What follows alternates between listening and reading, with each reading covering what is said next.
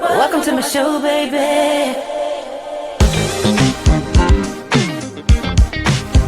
Welcome to my show, baby.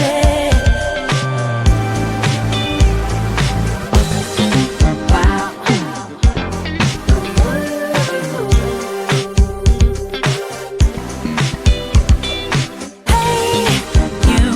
Hey you over there. Welcome to my show, baby.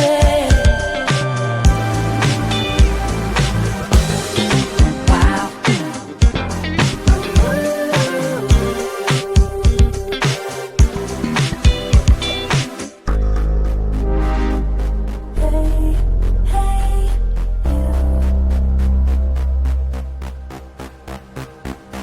All right, y'all. What up? What up, though? What you want to say to the people on your bass? The bass was already saying it to the people. Okay. Well, excuse me.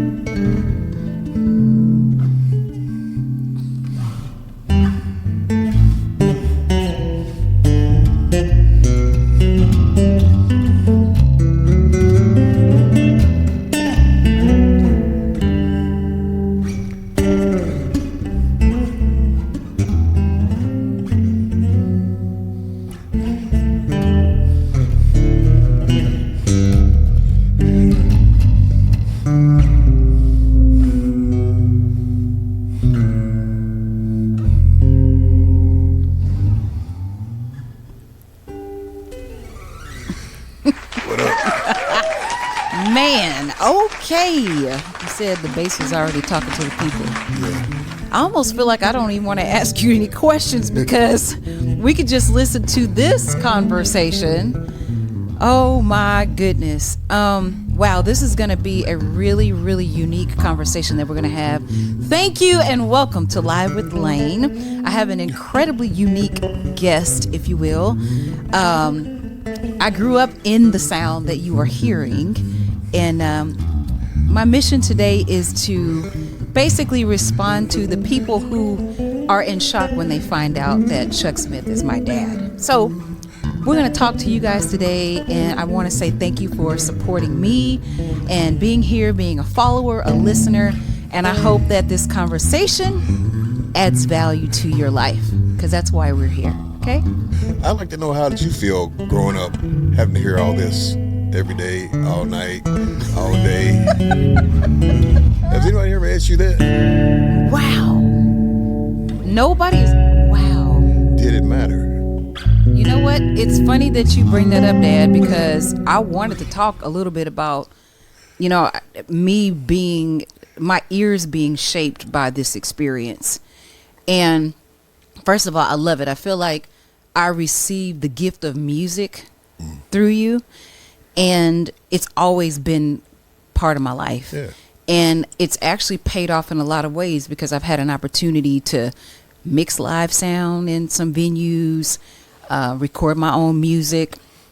You know, you exposed me to a very diverse palette, if you will, of artists and sounds. And so I got a chance to, and I'm still living that out right now. I'm a concert goer. I don't really discriminate, you know, on anybody's art. I really find appreciation in how people express themselves on their instrument. But yeah, and it's paid off in a lot of ways. I mean, I go into places and people find out you know, that you're my dad, and they want to ask me questions, which is why we're here. So, I mean, that's a good thing when people gravitate towards you because of who you're connected to versus running away. Nobody runs away from, well, unless you have the wrong motive. Yeah, run away from me if you have the wrong motive. But if you have the right motive, which most people do, they are drawn to what you have done on that instrument. So I consider it a privilege. Yeah. And so my ears, I would like to say I have disciplined ears, and I might be a little bit persnickety about how things come across sonically, because there's a standard that you set that, quite frankly, I didn't know other people didn't have. I just thought the way that I was raised sonically, that was like how everybody thought. Oh yeah. It is not. No, it's not the case. The discipline is the thing with me, and it's natural. Okay. It's like I have to work to achieve. Yep. To achieve, you got to work. Yeah. Yeah. And so I enjoy practicing. I enjoy experimenting. It was important to me a long time ago that I would never accomplish all, because music's infinity. Yeah. You should never say I'm bored. You should never have new vibes, new sounds, it's infinity. One thing, because God is infinity. Yeah. And that's where it all really comes from, you know. So you're really honoring him with your gift if you have the right mindset, the right motive, the right heart in the music, and what really comes, you know, because the real music comes from inside, comes from inside, and that's where he dwells, inside, if you got it in the right place. Wow. And I try to keep it in the right place. So I'll probably be 90 years old and still be sitting here doing the same thing. Yep. You know. I believe that. But I enjoy it, and it's my outlet. It's my release from the world. Yeah. You know, I can just sit here and play all day, and you'll never hear the same thing.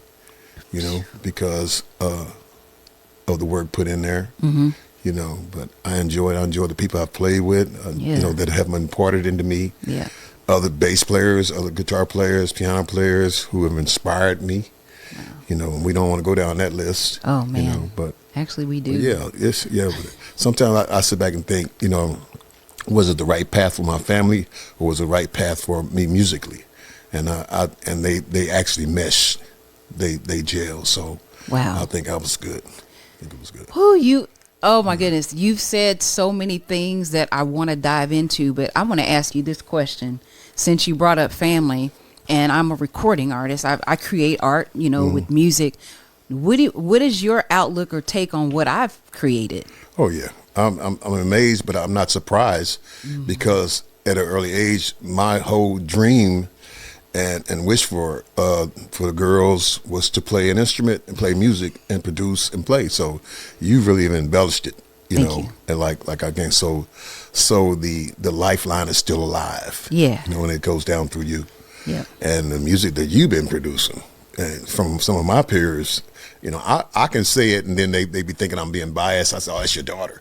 But when my friends, my music's in the industry, they come to me and say, man, where's she recording it at? What's she coming up with it? Who's you know? And it just makes me smile and brings me joy, because I know that something that was imparted into me now is being passed down, imparted in one of my daughters and the music. So wow. It's great. Yeah, that's good, because I'm gonna tell you straight up, Dad. Like, you know, I know what I like, and I know how I've been reared through watching you practice, which we're going to talk about discipline a little bit more in a minute, because that's important that people understand. You're not just out there making things look good. There's work that goes on behind the scenes. But when I'm working on something... Wait. What? Huh? Oh. We have been interrupted by a bass lick from the Chuck Smith. Okay, he just wanted to say that. Okay, we good. We got to let all of the instruments. These are some of my siblings, guys. I'm not going to disclose to you how many of them there are, but when they want to talk, they get to speak. All right, that's why I get to be here. So we will probably have another infomercial for whatever it is that his instrument wants to say at any random moment in the middle of what I'm saying. All right. I could have said it no better. I kind of do this. But when I'm recording, you know, when I release my first song, it took me a couple of days to let you hear, Dad. Because I was like, that's kind of some pressure, y'all. And then I didn't want to embarrass my dad. I didn't want to put out some record and they'd be like, man, that Chuck Smith's daughter got some jacked up music. And not everybody has to like my music, but I want to have a sense of pride in the way that I produce things. Yeah. That's another thing that comes from integrity. Music integrity. Sonic integrity. Yeah. I like that. Yeah, that's good. So let's talk about some of your disciplines, because you mentioned practice. And when I get a chance to talk one-on-one with people and I get to kind of give them some of your behind the scenes, practice is probably the most thing that I talk about. It was two major things that I can contribute to my journey, my path in music. One, when I was 13 years old, I laid my first guitar and a bass I had at the altar, and people thought that was the goofiest thing. So, he's just getting in deep. But I actually laid my guitar and my bass at the altar and asked for a special anointing to play. That was at 13. Are you serious? Yeah. And then the other thing is, when I was about 20 years old, 19, 20 years old, I asked one of our legendary upright bass player, Charles Scott, out of Fort Worth, taught at Dunbar High School. Yep. I asked him what was the most important thing that I could do, because I was getting into jazz. What was the most important thing that I could do to contribute to my growth in music? And he said, "Go learn the modes." He said, "Go learn the modes, son. Just go learn the modes." And I said, okay. And I got my stuff and got out and ran out and went home, started calling people, "What's the modes? What's the?" I was about to ask you, Dad. What's the modes? What's the modes? Yeah, what's the modes? They scales. They scales. They degrees of the scales. Yeah, and that was the beginning of the theory process, the process of the theory in my music. And I'm very modal when I play. Everything you hear me play is contributed to a mode. But the whole trick is, if you can because scales are just scales, but if you can turn those scales into melodies.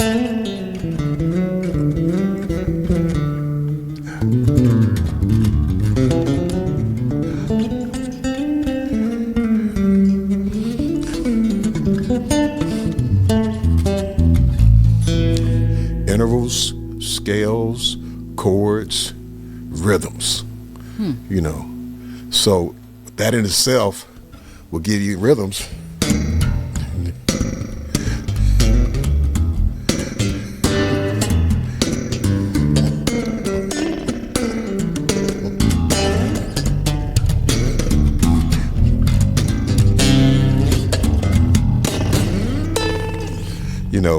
That in itself, the rhythms, the scales,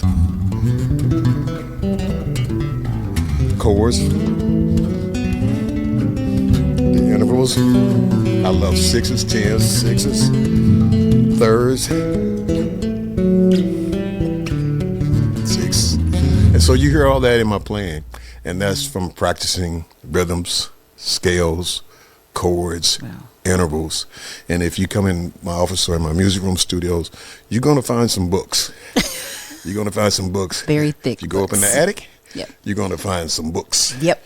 Lots of books. In there. You're going to see some CDs with people that I enjoy listening to that have been down that road. Right. But that's it. Well, practicing. You got to, you can't just make yourself do it. You got to want to do it. Yeah. So when I come home from work, which is my family's job, and I can pick up my music, it's all me. I've done my part in providing by going to work, and then I come home, then it's 100% all music. Yeah. So you get your me time on your instrument. Come on now. And one thing that has really helped me, because like my wife Karen, and even in the early days, I always respected that gifting that was being imparted, being anointed, being consecrated into my life. She always respected that, and so with that, I've had no opposition to the gift of music. No music. I only had encouragement, empowerment. Yeah. I had that push. From home as well as, being out. So that's important. That's really good, because when you have, you know, I always call my dad's instruments my siblings. Here's what I'll say, and I'll allow him to elaborate as much or as little as he would want to. Is one thing that I know, and y'all can blame me for wanting the best of the best, is that all of his tools are the very best of the best, and he's always invested in his instruments that way. So tell me why it has been important for you to have the level of equipment that you have. And that's important, because who do you honor? You know, who do you honor with your music? Who do you honor?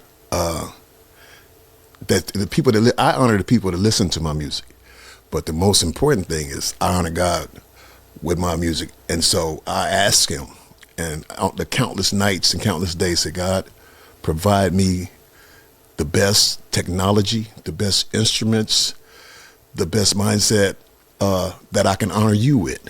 And He has never failed me. You know, I still got my first guitar that I had when I was 8 years old. I still have it. Yep. Yeah. And so that's important for young people to know. You know, oh, I can't afford. Yes, you can. God, everything. The earth is the Lord and the fullness therein. You know, preach. And that's why. Hey, there's nothing out there. I'll drive by the car lots and sometimes say, why can't that person have that car? You know, and especially with my daughters, I'll be like, I drive by, I'll see them. You know, I'm like, it's 300 cars over there. Why can't they have one of those right over there? You know, and I'll be looking at me and say, you the provider. That's a true story. All I got to do is be faithful. But yeah, that's the thing. I honor Him, so I don't want to step out on the stage. I don't want to step out in no gig nowhere without the best equipment. And I'll do whatever it takes. If I don't have a roadie, I don't care. I'm gonna bring it, whatever it takes for me to get that best equipment and to get that best sound to honor Him with. I'm gonna do it. Man, y'all, okay, whoo. Y'all, this conversation might be a series, because there's so much wealth here. You said step out on stage, and as you did, I pictured you doing so.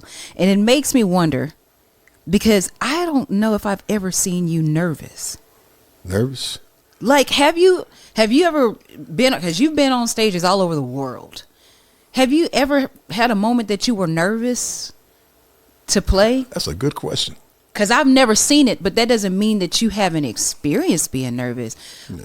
Okay, so let me ask you this, because here's another thing that you're famous for is being a solo bass artist, right? Because you play both. You could play back bass, you could play, you know, hold down the pocket, or you could be out front like a lead vocalist would be. How does it feel when they call you out to come up front on your instrument? I guess because I'm so wound up with energy. I'm so wound up with music. Okay. I'm just like a bubbling brook, you know. Just wow. So if they say I'm sitting up stage I'm on stage back there in the bass, like in a 3-point stand, like for the rush quarterback. I'm like, you just called. You know what you just did? Yeah, because you got to change the whole song. You know what you just did? You know you just called. I need to get wound up. So that's me, you know. So it's my personality. You know, I'm aggressive, you know, in everything that I do. They hear people say when Chuck get in something, he in there with both feet. You know, that's just all me. The feet. That's me. You know. Yep. So when I'm on stage, you know, you hold me back.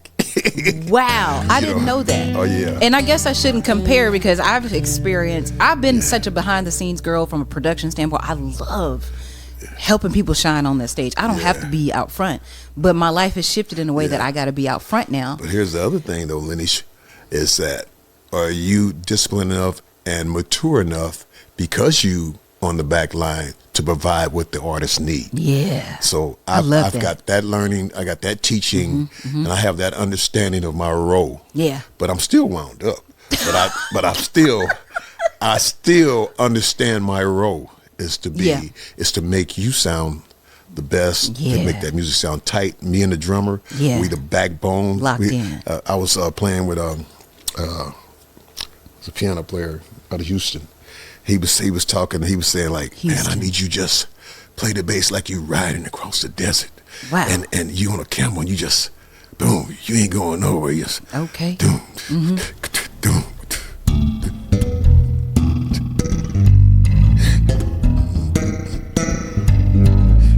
He said, I want you to go nowhere. And then I'm going to get on that. He said, hey, don't go nowhere.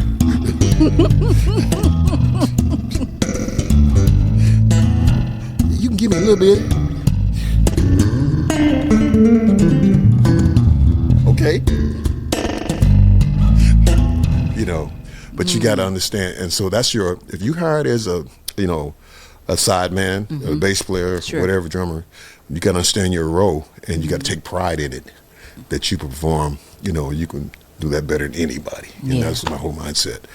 But when you call that number, he wound up, it's y'all. time to go. He going ready to bust. I think, and going back to your initial question, and thanks for asking me that.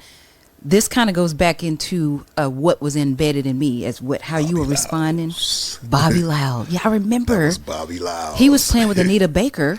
Yep. Right? He was the MD. He was the MD for Anita Baker. Yeah. I was playing with Bobby Loud. He said, just ride across the desert. Man, I remember meeting him. Don't go nowhere. Just ride. Wow. Come on, Bobby Loud. Those are those moments that impact your life. Yeah. That impact your life in a positive way that you can ride and you can pass it down and, teach it, pass it to whatever and share it with it because the way he expressed it made you feel good about what you were doing. Right. Because you had value. Yeah. Value. And which goes to me, one of my disciplines, because you said you got to be not just confident, but you got to be secure in your role. Yeah. I can be in all black, wrapping cables, down on my knees, hooking up, connecting snakes. Yeah. Do it to help make somebody shine on the stage. Come on now. I take pride in that. Yeah. Still. And then God will honor you for that too. And then he'll put you in places that you never thought you could be because of the faith and the work that you put in, because it's all about being humble and contrite anyway. Yeah. And he'll put you in that place where you'll be saying, how did I get here? I've been asking myself that a lot lately. That's from the famous Purple CD, guys. Basically bass.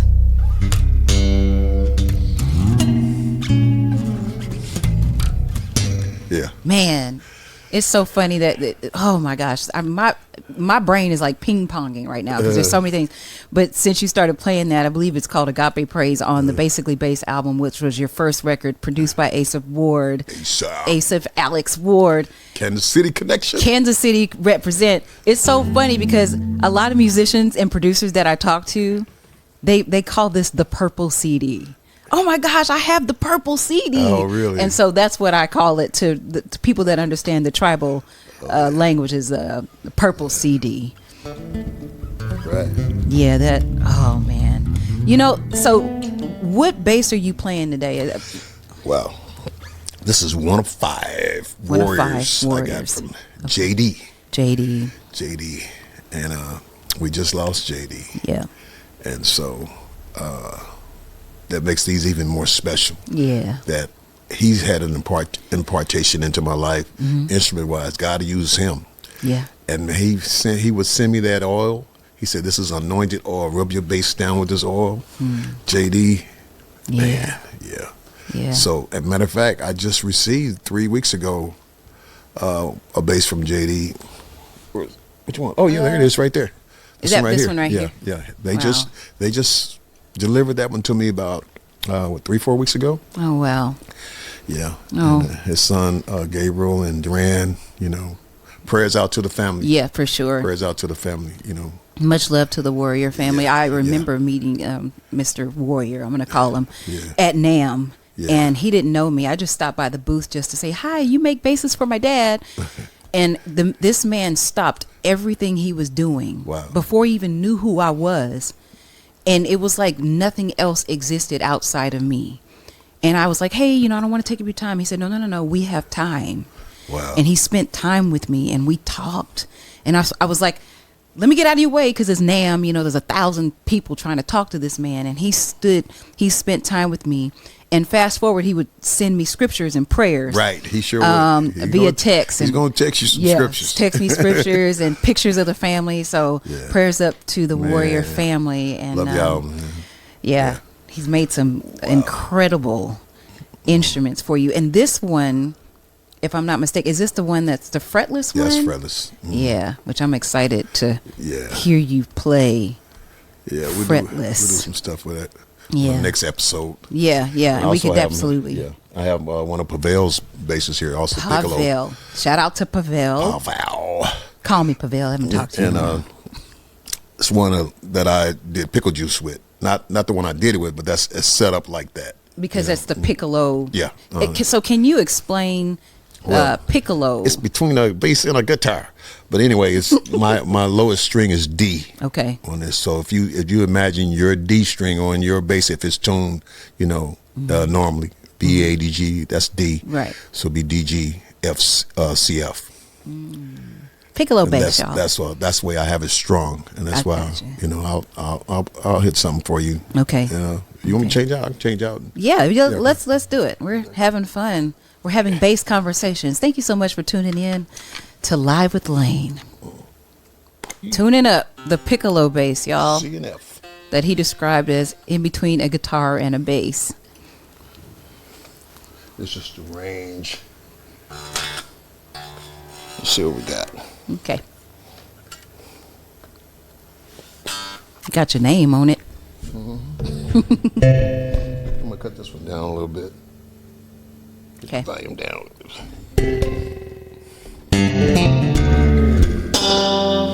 Oh no. Darius, could you do me a favor? Out of that brown case, my whammy bar is in there. I was gonna say that. I never even hit that. I was like, Yeah, where's the Where's whammy my bar? whammy bar? Where's the whammy bar? Yeah, it's down in the big pocket.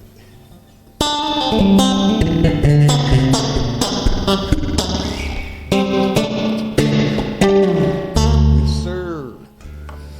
Let's see what we got. Ladies and gentlemen, we got the Piccolo bass. Chuck Smith on Piccolo bass. He's adjusting and connecting the whammy bar that It's the goes part on the they don't Piccolo. get to see on, Yeah. everybody's prepping and getting ready. For Yep. I remember seeing you on gigs shining your basses and stuff behind the stage, or actually on the stage. This is that. That's for people that don't think I play four strings. Yes, he plays 4 strings all the way up to 7.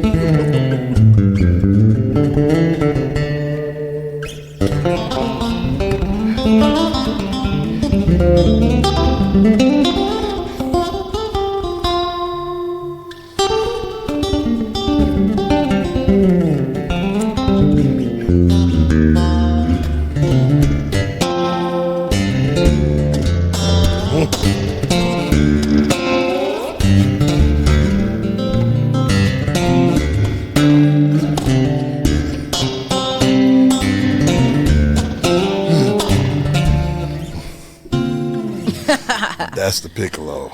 So tell me, why did you get that bass made? Because I'm gonna be honest, I never heard of a Piccolo bass until you played, recorded with one. Here's okay. I'm gonna Tell us the I'm gonna let truth. the cat. I started out on guitar. Okay, so I was gonna get to that, but I want you to tell. Was guitar your first instrument, or was it First instrument. trumpet? My first instrument was a guitar. Okay, guitar that your dad gave you. And then another thing is, I love banjo. So yeah, I was gonna ask you about that. Y'all, I went into my dad's vault, and the first thing I saw was a banjo, and I had questions because I'd never seen my dad play a banjo. So guitar, banjo, bass, piccolo bass.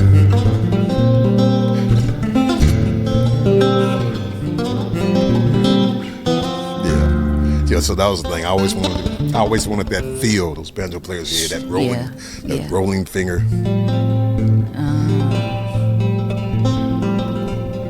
That explains that technique that you do.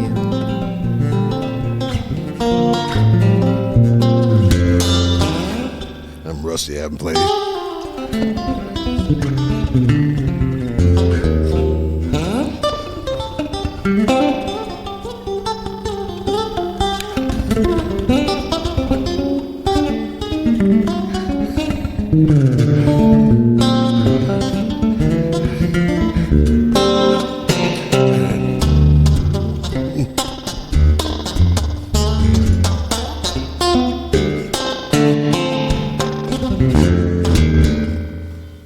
Wow. Anyway, yeah. Okay.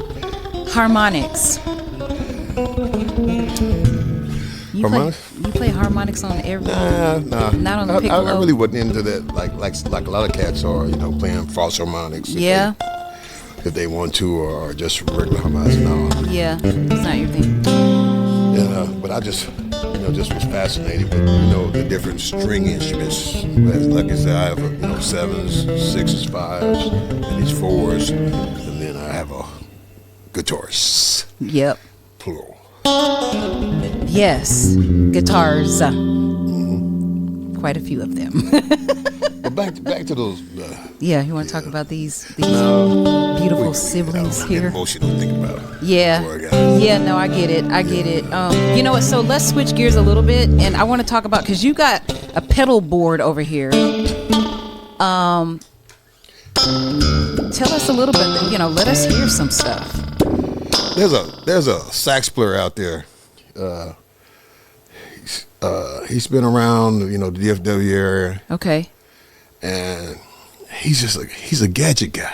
Oh my gosh, I think I know this guy. If you said pedals, he's going to come up with a pedal board like you and everything. I think I know this guy. And this guy, I saw him on stage one time. Who was up? Sounds like one of my brothers. He was playing with Prince. Yeah. And this guy, Mr. Keith Anderson. Let me hook your board up, man.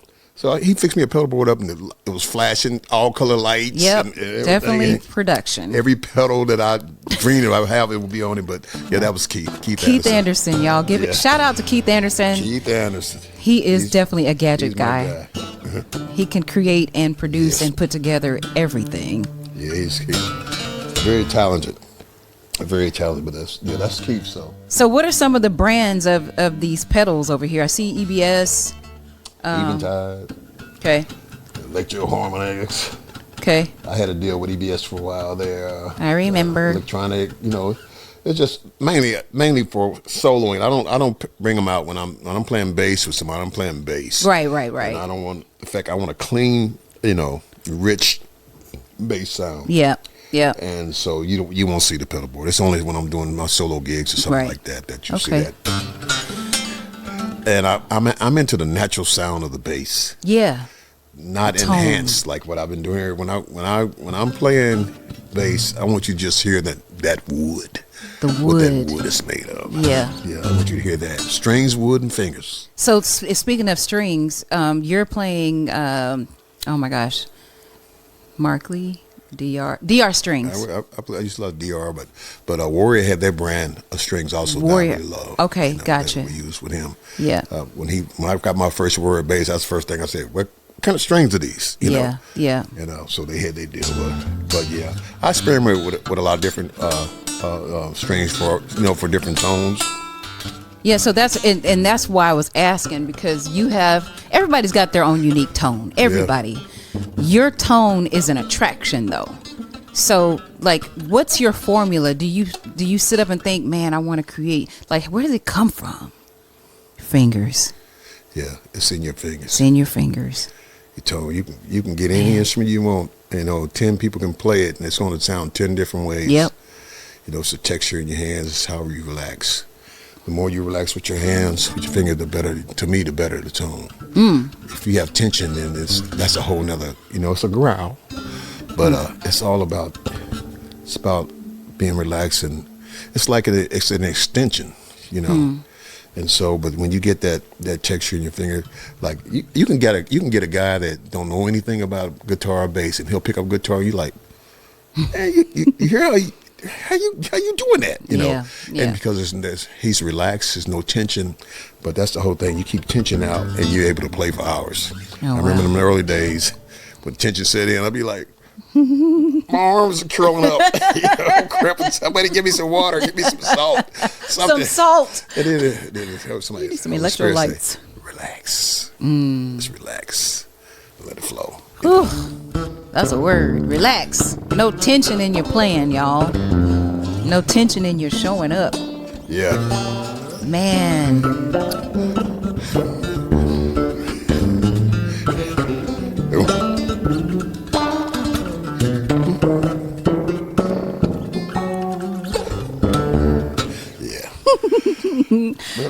Yeah, I've seen, and I won't go too deep in the story, but I have seen you on stage.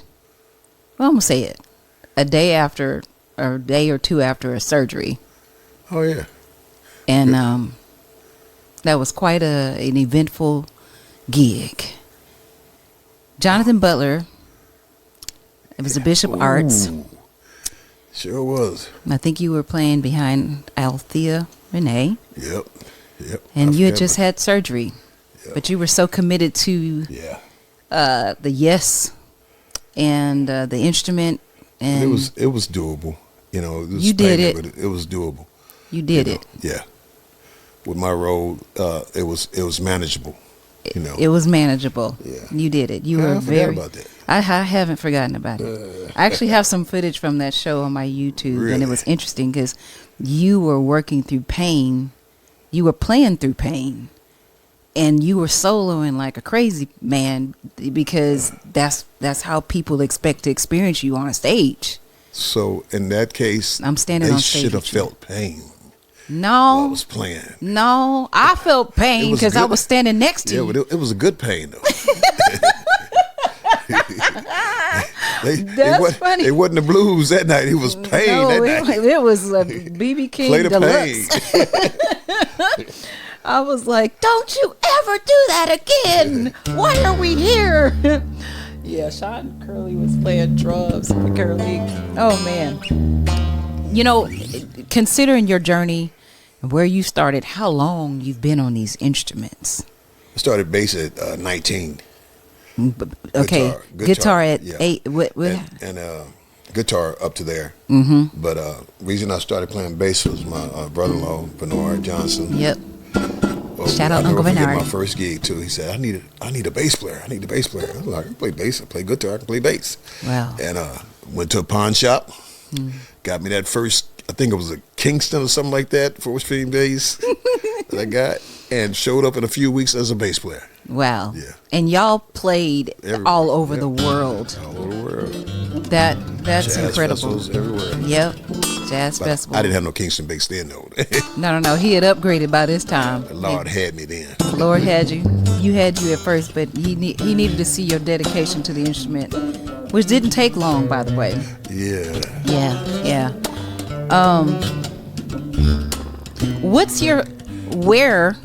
I should say, where's your favorite place that you've ever played? It might be hard to just do one, but No. okay. And one incredible moment I had was I was in Salamanca, Spain. You talked I was about playing. that a lot. It was Joe McBride. I was playing with Joe McBride. Yep. And I was discouraged because when I looked on stage, it was no bass rig, and I'm like, I gotta listen to monitors. I'm talking about this outdoor concert. Backline. Where y'all at? 28,000 people out there. And I got on stage and I plugged in. I said, well, I just got to make the best of what I got. Plugged in. I never forget. It was a PV. They had a little PV cabinet down there. Wow. And when I plugged in that QV1000 and my eyes bucked and my mouth dropped, I had never to this day had that sound. I don't know if it was the aura of the place. I don't know what it was. Wow. But it was such an incredible sound coming from that rig, from the monitors, from the house, the total mix of everything, the house, the monitors, Wow. the amp, my attitude changed, and man, it was one of the best sounds. So that was a moment that I remember that really impacted me about equipment and trusting sound engineers to let them do their job, and trust them that they can provide what you want. Once they hear your sound, they know you got to trust them and let them do their job. Wow. One I played in that I can't think of the name of that arena in Brazil. Yep, I remember that. Over 100,000 people. And it was already famous for was it Pelé, the soccer player? Remember? I don't remember the name of the soccer player. Something like that. But 100,000. That was an experience, and I never will forget. This young Brazilian was following us around, and he was just so, it's just like a servant. He just wanted to help, and he just wanted to be around us. And so I wanted to do something nice. So I had this nice strap. So I gave him my strap. And he's like, oh, I said, you take your straps, you can have it. He said, no. He finally took it. Wow. And then I think we did a series of gigs there. And I think on the last gig, he came up and showed me, and he had this ruler, just a white ruler, one of those 3-sided rulers that Yeah. And he said, here, I got something for you. And he gave me that ruler. And I was like, no. And I could see the people in the background just shaking their head. No, take it. Take the ruler. It's going to change his life. And I did. And not only did it, they say it changed my life. About giving and receiving and understanding that, there's a story in the Bible that the lady, about the woman that had the mite, and all the rich people gave there. Yeah.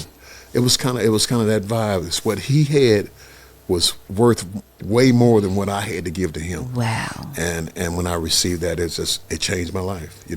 About people, where they are. And what something really means when something's given from the heart, it's just it means so much more. Wow, that's incredible. I do remember you going to Brazil. In fact, I think you brought back like a bunch of different things, and I think I have one of the soccer shirts in my closet. Oh yeah, 2 small hats. I mean, we were just happy. I still haven't traveled to Brazil. My music has, but I hadn't been able to go there yet. So. Maybe that was a prophecy gift that you gave me. One day when I grow up, I'll be able to go to Brazil. Shout out to my people in Brazil. Yeah, but I just love doing the outdoor venues they were always fun to do. Yeah. But those are some of the most impactful things that really meant something to me. Yeah. That doing the travels of playing music, What about, how some people say, man, that person's my hero, or this person's my hero, or they had a great influence or whatever on you. Have you met somebody that you thought, man, I never thought I'd be in a room with this person? Yes. Who? Yes. Rufus Reed. Upright, legendary bass player. Wow. And James Moody, Rufus Reed. Wow. Herbie Hancock was there. It was the Montreal Jazz Festival. Mm-hmm. So what the scenario was, I'm with this church. They had this church part of the Jazz Festival. Okay. We were playing with my brother-in-law there. Oh. And so I had I had a white Fender Jazz, and I had my little hard shake case, and I was probably 21, something like that. I'm walking in the hotel room, and I'm going to the elevator to go up to my room. The door opens, and I slide my bass in, and I see all these feet all around in the elevator. And I looked up, and it's looking me straight in my eye. I'm like, you got to be kidding me. Rufus Reed. Oh, wow. Rufus Reed. James Moody over there with his black gloves on, one of the top sax players tenors that you ever want to hear in jazz. And I was like, and the first thing he said, what you got in that case, boy? Because you're like, at the jazz festival, you didn't see too many electric bass players. They was all upright with straight head. Right. What you got in that case, boy? Said, it's electric bass. And but they were so it was amazing because they were so encouraging and made such an impact on my life by making me feel welcome, into their world, all those cats, man, seeing James Moody and Roy Williams, all the cats. It was the cats there. I can go down the list of the players. Saw Bradford there, Mercedes, playing with those guys, and it was incredible. And that was my first experience, at a real jazz festival and seeing those musicians. But so that was impactful. Oh yeah, in itself. Yeah, that was amazing. Wow, that was amazing. I like to say that in my conversations with my music friends, or somebody that I might be mentoring, I always talk to them about what icon behavior looks like, and I've learned what iconic behavior looks like through the way that I see you give and serve people. Oh yeah. You're very high caliber, very, you're known all around the world, but you're the first one that I'm going to see giving. You're the first person that I'm going to see serving, and you're going to be the fastest person to teach somebody a lesson on their instrument. Oh yeah. Yeah. Tell me about your passion for pouring into people the way that you do. because it's not teaching with me. It's sharing and passing the gift on. I figure like I'm honoring God if I can share and encourage somebody to play, and hopefully that my lifestyle will also be a motivating factor that will lead them toward Him. Jehovah. Lead them toward Him. And so I use that. I don't take it for granted that that I was anointed to play. Right. And so I don't never tell somebody I'll teach you something. I'll share with you what was given to me. Oh, wow. And that's the way I've always looked at music. It's here for me to share, to give to you. I said, don't look at me, see God through me. And same thing with my music. Just don't listen to my music, see God through my music, and understand who I am and whose I am. And when I play, because it ain't about me. I remember I went through a phase when Karen, I had earrings. I got a picture of the Nino Brown earrings. Yeah.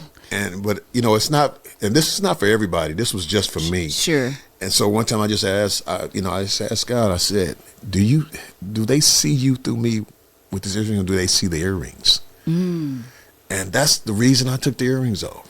Oh, wow. I said I felt like they were looking at that, and that was me, and it wasn't Him in me. And so that's the reason I like, man, this is bringing too much attention to something other than what I'm not. Interesting. And I took them off. Wow. And that's why I didn't want all y'all to have tattoos. And I ain't got none. How do you like these apples? I love tattoos, though, by the way. I do. I'm a wimp. My daughter had no tattoos. Bring attention to the wrong thing. Well, I ain't gonna lie. If I could get a tattoo without pain, I would, because I love tattoos. When I'm gone, no. they gonna be tied up. Y'all gonna see me walking around with sleeve on. I'll be like, and it's gonna have your name. But I'm gonna be looking at you. Your name. You're gonna be. I'm like, you can't do nothing about it now, bro. Yes, I can. Why is stuff falling over in my house? That's just Dad. That is so funny. They're going to be tied up when I'm gone, Lord. I already know. Listen, now I'm planning. I'm going to put your name. Your name going to be big. That's going to be right here. This forearm is going to say Chuck Smith on it. Dad, right here. Do you have? Go ahead. Wait, what was you about to say? Warrior base tag. Yeah, I'm gonna have all kind of bases on here. What happened? Well, it's in honor of my dad. I was in pain, but it's honor of my dad. No, I'm not gonna do that. I'm not gonna do that. You said music is infinity. Yeah. So you're always practicing, you're always creating, and I'm gonna tell y'all, fun fact. Some of y'all have seen this maybe on my social media.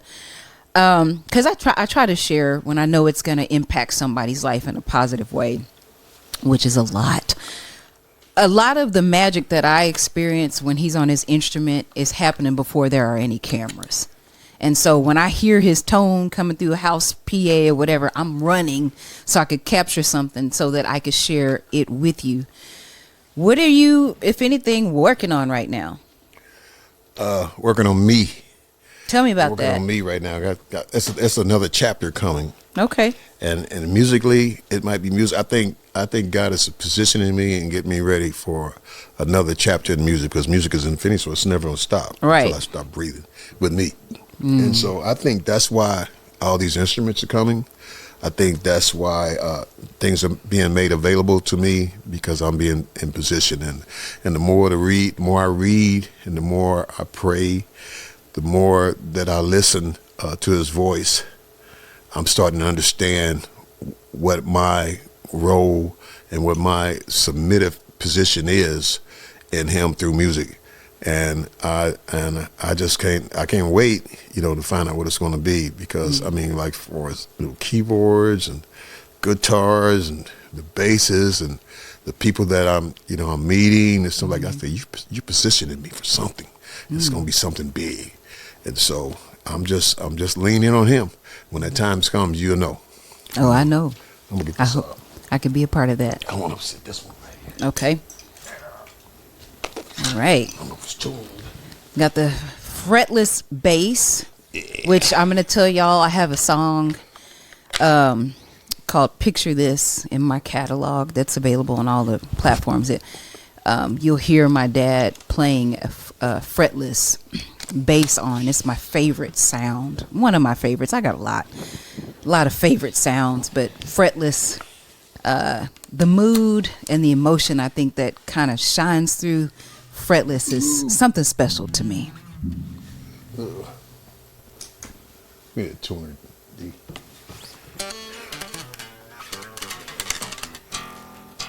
I think it's going. Might be all right. You can go ahead and talk. Well, I was just enamored by fretless. No, just kidding.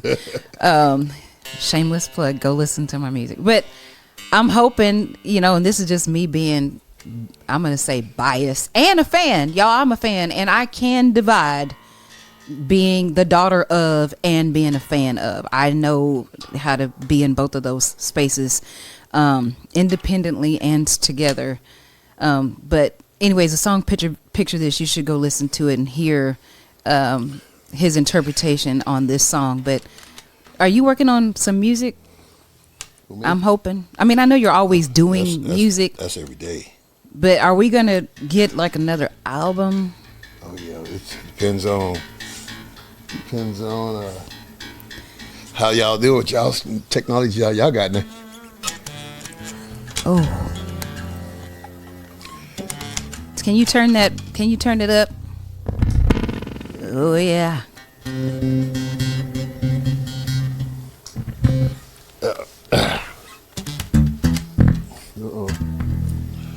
I might be a little low on juice. Just adjusting the newest sibling in my family.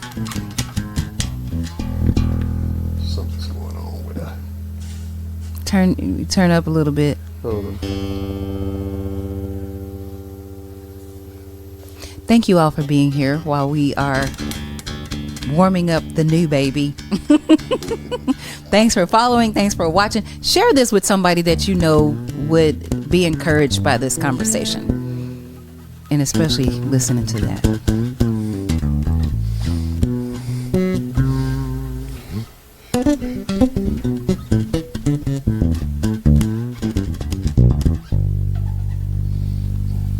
I might be out of juice on that.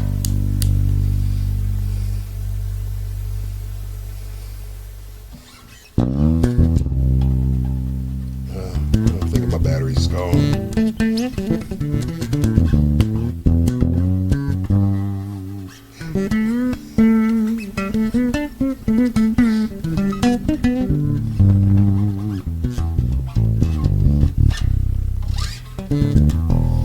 I gotta get that. I want to do something different. Okay.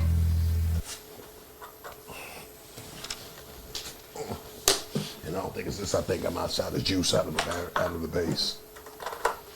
Cool. It's fine. Yee. Shando halataha.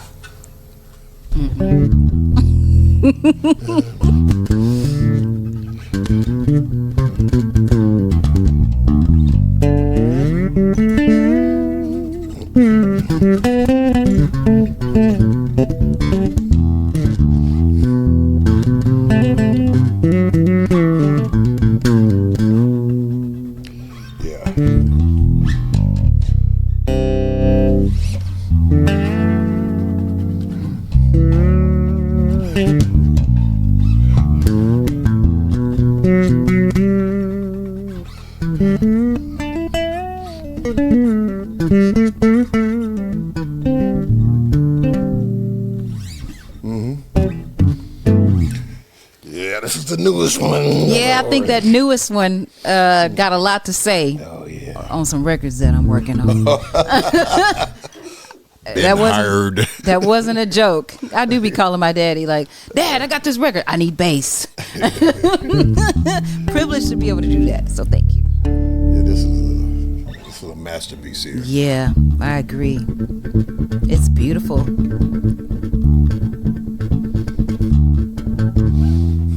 Yeah. What type of wood is that, Dad? Tell us It's about a little that. about. I can't tell you all this was. Gabriel and the crew down there. Yeah. All I know is he said he's gonna put that Purple Heart in that middle. Wow. And we're gonna build it out from there. Wow. Like what? But Do it's you know just what the like the significance? It has doing your tone, whether it's gonna be dark or light. Oh, okay. You know, those darker heavy woods give you a darker tone. Gotcha. Okay. But yeah, this. Wow. I mean, it is beautiful. It sounds amazing.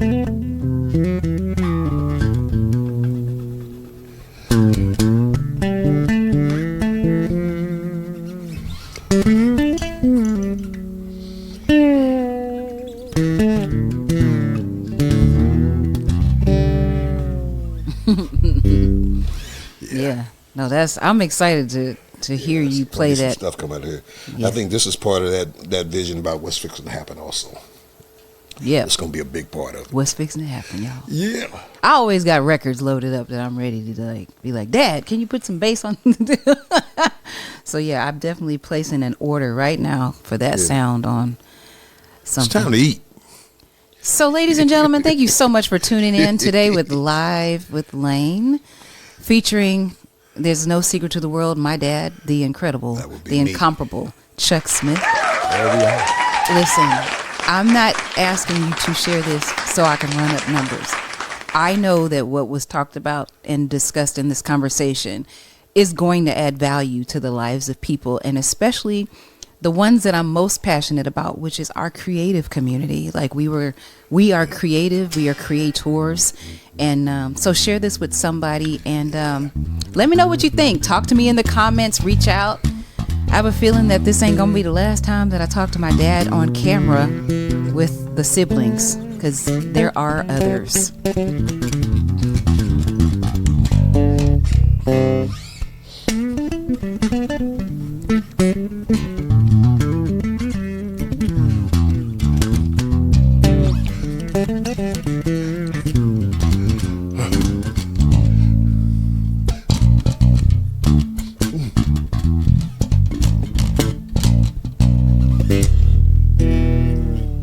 I thought you said you was hungry. I am. All right. We out. Good night. Live with Lane. Thank you. Thank you. Thank The you. number one daughter. No lies told. It's a wrap. Hey, you.